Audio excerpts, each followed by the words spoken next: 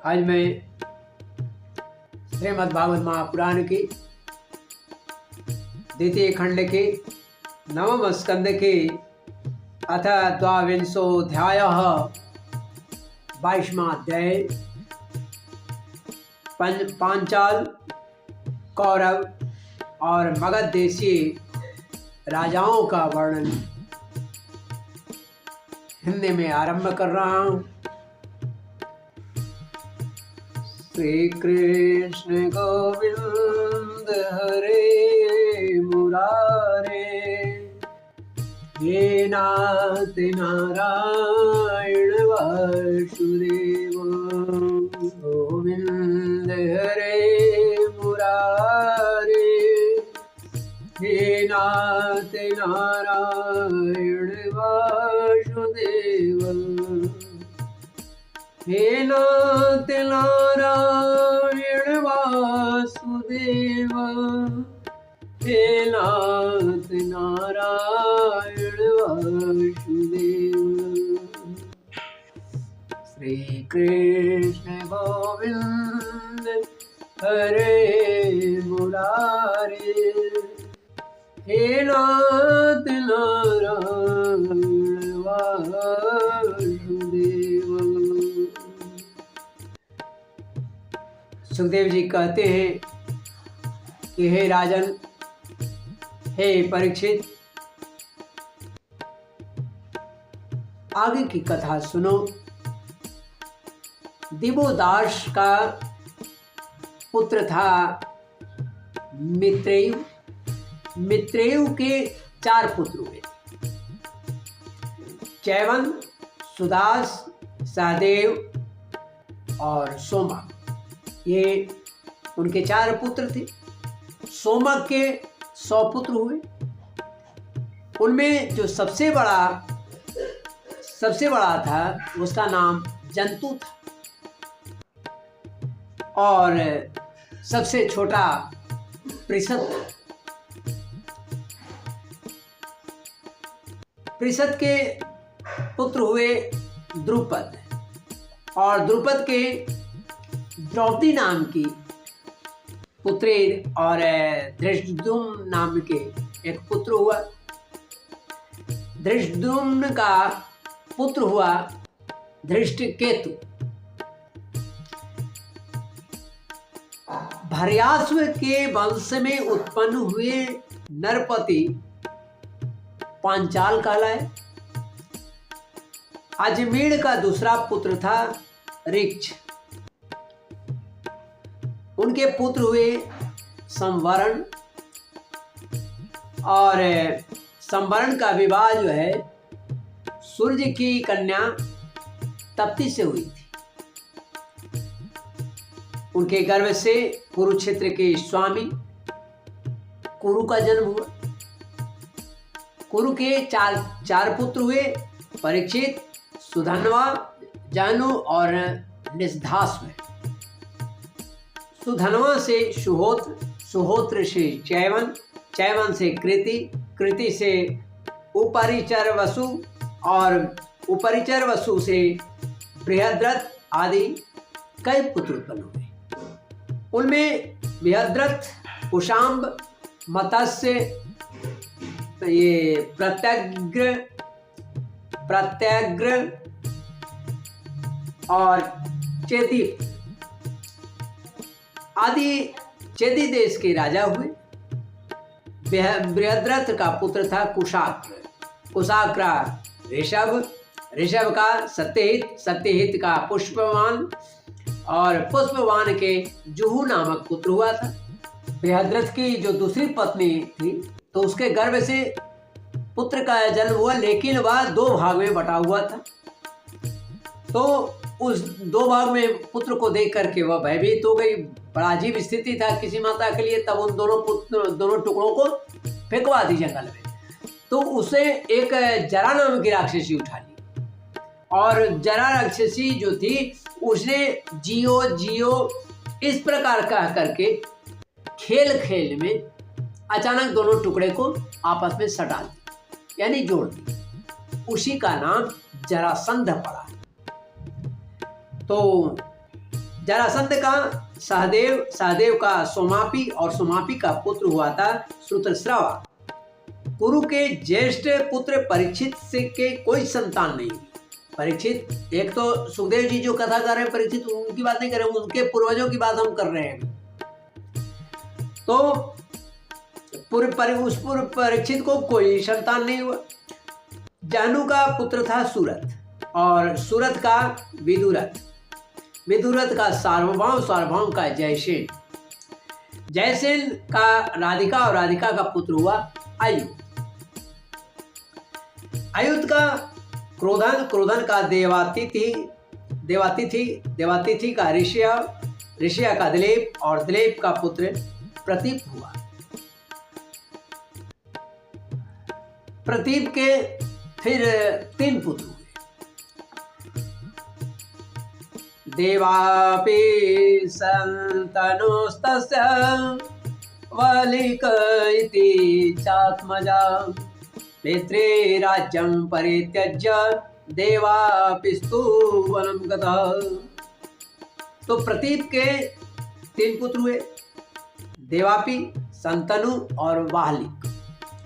देवापि अपना पैतृक राज्य को छोड़कर वन में चला गया, उन्होंने राज्यकाज नहीं संभाला, इसलिए उसके छोटे भाई जो संतनु थे उनको राजा बना दिया गया, वे राजा हुए। तो पूर्व जन्म में संतनु का नाम महाभीष था, याद रखिएगा, बहुत बड़ी बात है, बहुत अच्छा है इनके संतनु का बढ़िया नाम। पूर्व जन्म में संतनु का नाम महाभीष था, याद रखेंगे, महाभीष था। इस जन्म में भी वे अपने हाथों से जिसे छू देते थे वह बूढ़े से जवान हो जाता था, संतनु में ये होता, उसे परम शांति मिल जाती थी। इसी करामात के कारण उनका नाम संतनु पड़ा। एक बार संतनु के राज्य में 12 वर्ष तक इंद्र ने वर्षा नहीं की। इस पर ब्राह्मणों ने संतनु से कहा कि तुमने अपने बड़े भाई देवापि से पहले ही विवाह, अग्निहोत्र और राजपद को स्वीकार कर लिया, अतः तुम परिवेता हो। अब यहाँ पर ही आता है कि परिवेता, परिवेता क्या है? तो परिवेता यहाँ पर अतः तुम परिवेता हो। तो परिवेता का मतलब क्या है यहाँ पर? तो दाराग्निहोत्र संयोगम पूर्ते यो ग्रजे स्थिते परिवेता स विज्ञेय परिवित्तिस्तु पूर्वजः। अर्थात जो पुरुष अपने बड़े भाई के रहते हुए उससे पहले ही वह विवाह कर ले, अग्निहोत्र का संयोग करता है, उसे परिवेता जानना चाहिए और उसका बड़ा भाई परिवित्तिक कहलाता है। तो यहाँ पर जो है परिवेता का अर्थ यही है। तो वे ब्राह्मण जो थे उन्होंने इस तरह की बात कहा और कहा कि ब्राह्मणों ने कहा कि इसी कारण से तुम्हारे राज्य में वर्षा नहीं हो रही है। यदि तुम अपने नगर और राष्ट्र की उन्नति चाहते हो तो शीघ्र से शीघ्र, अति शीघ्र जो है तुम राज्य लौटा दो अपने भाई को। जब ब्राह्मणों ने संतनु से इस प्रकार कहा तब उन्होंने वन में जाकर अपने बड़े भाई देवापि से राज स्वीकार करने के लिए प्रार्थना की, परंतु संतनु के मंत्री अस्मरात ने पहले से ही उसके पास कुछ ऐसे ब्राह्मण भेज दिए थे जो वेद को दूषित करने वाले वचनों से देवापि को वेद मार्ग से विचलित कर चुके थे। इसका फल यह हुआ कि देवापि वेदों के अनुसार गृहस्थाश्रम स्वीकार करने की जगह उनकी निंदा करने लगे, इसीलिए वे राज्य के अधिकार से पुनः वंचित हो गए और तब संतनु के राज्य में वर्षा हुई।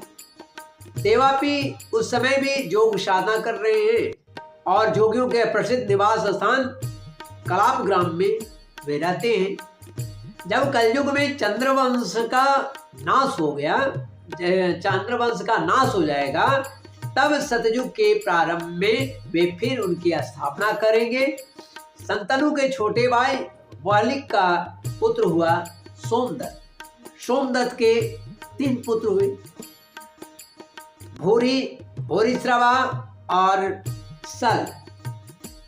संतनु के द्वारा गंगा जी के गर्भ से नैष्ठिक ब्रह्मचारी भीष्म पितामह का जन्म हुआ। वे समस्त धर्मज्ञों के सिरमौर, भगवान के परम प्रेमी, परम भक्त और परम ज्ञानी थे। वे संसार के समस्त वीरों के अग्रगण्य थे। उनको कोई पराजित नहीं कर सकता था। औरों की तो बात ही क्या है, उन्होंने अपने गुरु, जो उनके गुरु थे भगवान परशुराम, उनको भी युद्ध में संतुष्ट कर दिया था।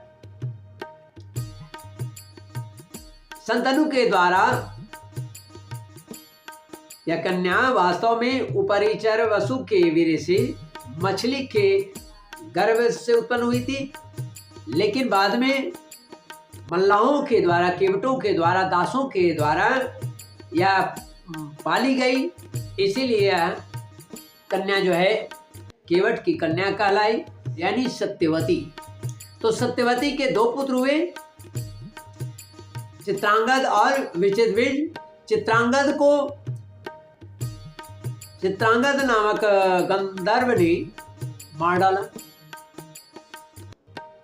इसी दासराज की कन्या सत्यवती से पराशर के द्वारा मेरे पिता भगवान के कलावतार स्वयं भगवान श्री कृष्ण द्वैपायन व्यास जी अवतीर्ण हुए थे। उन्होंने वेदों की रक्षा की। हे परीक्षित, मैंने उन्हीं से इस श्रीमद् भागवत पुराण का अध्ययन किया था। यह पुराण परम गोपनीय है, अत्यंत रहस्यमय है। इसी से मेरे पिता भगवान व्यास जी ने अपनी पहले आदि शिष्यों को इसकी अध्ययन नहीं कराया, उनसे गुप्त रखा। मुझे ही इसके योग्य अधिकारी समझा। एक तो मैं उनका पुत्र था और दूसरे शांति आदि गुणों भी मुझ में विशेष रूप से थे। शांतनु के दूसरे पुत्र विचित्रवीर्य ने काशीराज की कन्या थी अंबालिका से विवाह किया। उन दोनों को भीष्म जी स्वयंवर से बलपूर्वक ले आए थे। विचित्रवीर्य अपने दोनों पत्नियों में इतना आसक्त हो गया कि उसे राजयक्षमा नाम के रोग हो गया और उसकी मृत्यु हो गई। माता सत्यवती के कहने से भगवान व्यास जी ने अपने संतानहीन भाइयों की स्त्रियों से धृतराष्ट्र और पांडु 2 पुत्र उत्पन्न किए। उनकी दासी से तीसरे पुत्र का जन्म हुआ, जिनका नाम विदुर था। हे परीक्षित, गांधार्यां धृतराष्ट्रस्य यज्ञे पुत्र शतं नृप तत्र दुर्योधनो ज्येष्ठो दुःसलः च विकल्यका। हे परीक्षित, धृतराष्ट्र की पत्नी थी गांधारी। उसके पर गर्भ से 100 पुत्र उत्पन्न हुए। उसमें सबसे बड़ा दुर्योधन था। कन्या का नाम था दुशाला। पांडु की पत्नी थी कुंती।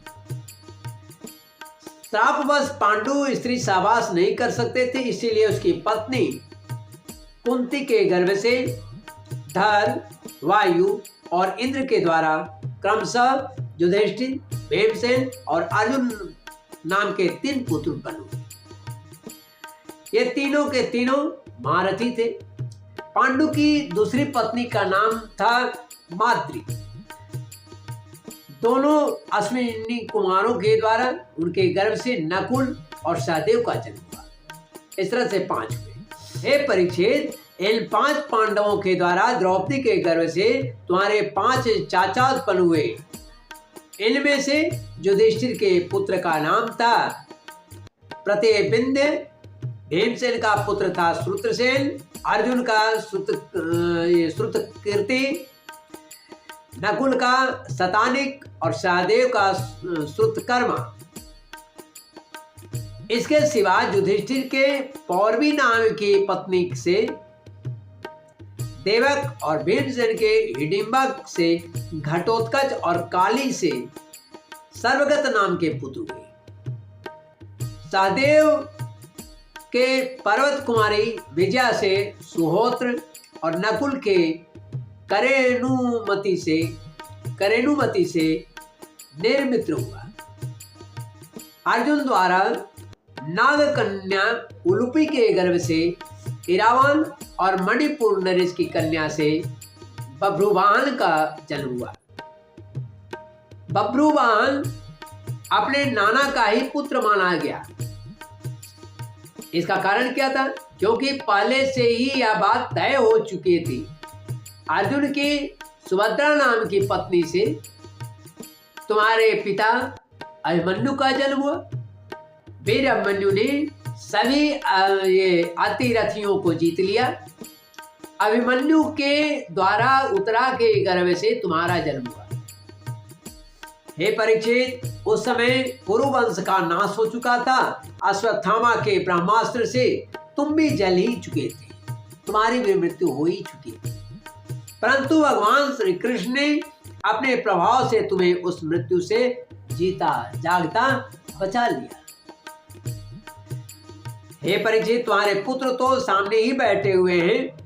इसके नाम है जन्मेजय, श्रुतसेन, भीमसेन और उग्रसेन। ये सब के सब बड़े ही पराक्रमी हैं। जब तक्षक के काटने से तुम्हारी मृत्यु हो जाएगी, तब इस बात को जानकर जन्मेजय बहुत क्रोधित होगा और यह सर्प यज्ञ की आग में सर्पों को जलाना शुरू करेगा, अर्थात हवन करना शुरू करेगा। यह कावेश्य तुर को पुरोहित बनाकर अश्वमेध यज्ञ शुरू करेगा। कावेश्य तुर को पुरोहित बनाकर यह अश्वमेध यज्ञ करेगा और सब ओर से सारी पृथ्वी पर विजय प्राप्त करके यज्ञों के द्वारा भगवान की फिर आराधना करेगा। जन्मेजय का पुत्र होगा शतानिक। शतानिक वह याज्ञवल्क ऋषि से तीनों वेद, कर्मकांड की तथा कृपाचार्य से अस्त्र विद्या की शिक्षा प्राप्त करेगा और सौनक जी से आत्मज्ञान का संपादन करके परमात्मा को प्राप्त होगा। सहस्रानेकस्तत्पुत्रस्ततश्चैवा स्वमेधज असीम कृष्णस्तस्यापि नेमि चक्रस्तु तत्सुतः। शतानिक का सहस्रानिक का अश्वमेधज, अश्वमेधज का असीम कृष्ण और असीम कृष्ण का पुत्र होगा नेमि चक्र। जब हस्तिनापुर गंगा जी में बह जाएगा, तब वह कौशाम्बीपुर में सुखपूर्वक निवास करेगा। नेमि चक्र का पुत्र होगा चित्ररथ। चित्ररथ का पुत्र होगा कविरथ। कविरथ का वृष्टिमान। वृष्टिमान का राजा सुसेन। सुसेन का सुनेत। सुनेत का नृचक्षु। नृचक्षु का सुखिनल। सुखिनल का परिप्लव। परिप्लव का सुनय। सुनय का मेधावी। मेधावी का नृपंजय। नृपंजय का दुर्व। दुर्व का पुत्र तिमी होगा। तिमी से व्यद्रथ। व्यद्रथ से सुदा। सुदा से शतानिक। शतानिक से दुर्दमन। दुर्दमन से वहिनर। वहिनर से दंडपाणि। दंडपाणि से निमि और निमि से राजा क्षेमक का जन्म होगा। इस प्रकार मैंने तुम्हें ब्राह्मण और क्षत्रिय दोनों की उत्पत्ति स्थान सोमवंश का वर्णन सुनाया। बड़े बड़े देवता और ऋषि इसी वंश का सत्कार करते हैं। यह वंश कलयुग में राजा क्षेमक के साथ ही समाप्त हो जाएगा। अब मैं भविष्य में होने वाले मगध देशों के राजाओं का वर्णन सुनाता हूं। जरासंध के पुत्र सहदेव को मार्जारी से श्रुतश्रवा से आयुतायु से निर्मित्र